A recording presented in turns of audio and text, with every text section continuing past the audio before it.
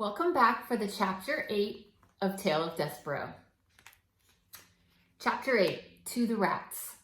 The Mouse Council, 13 honored mice and one most very honored head mouse, heeded the call of Lester's drum and gathered in a small secret hole off King Philip's throne room.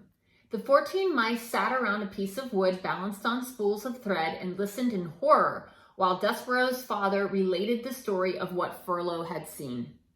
"At the foot of the king," said Lester. "Her finger right on top of his head," said Lester. "He was looking up at her, and it was not in fear?" The Mouse Council members listened with their mouths open. They listened with their whiskers drooping and their ears flat against their heads. They listened in dismay and outrage and fear. When Lester finished, there was a silence, dismal and deep. "Something," intoned the most very honored head mouse, "is wrong with your son.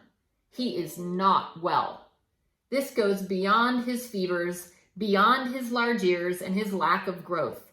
He is deeply disturbed. His behaviors endangers us all. Humans cannot be trusted. We know this to be an indisputable fact. The mouse who consorts with humans, a mouse who would sit right at the foot of a man, a mouse who would allow a human to touch him." And here, the entire Mouse Council indulged in a collective shiver of disgust. "Cannot be trusted.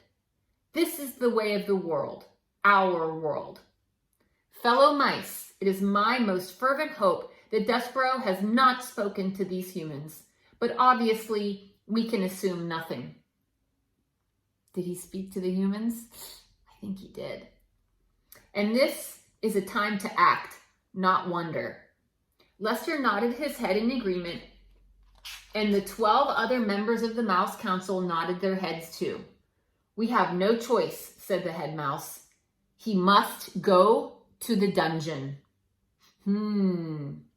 I bet you've heard of a dungeon in a castle, and you might have read about dungeons in other stories. Does a dungeon seem like a good place to be in the castle? It is not.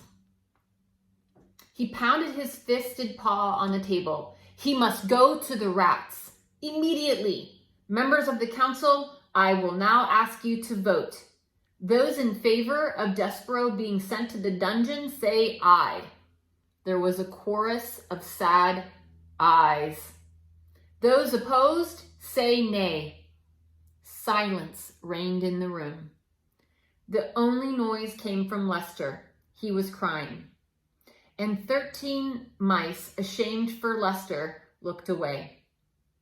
Reader, can you imagine your own father not voting against you being sent to a dragon or to a dungeon full of rats? Can you imagine him not saying one word in your defense?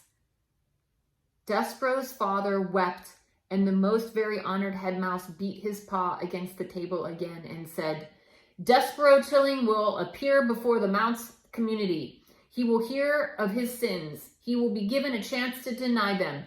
If he does not deny them, he will be allowed to renounce them so that he may go to the dungeon with a pure heart.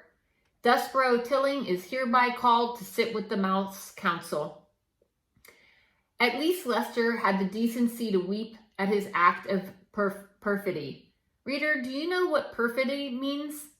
I have a feeling you do, based on a little scene that has just unfolded here. But you should look up the word in your dictionary just to be sure.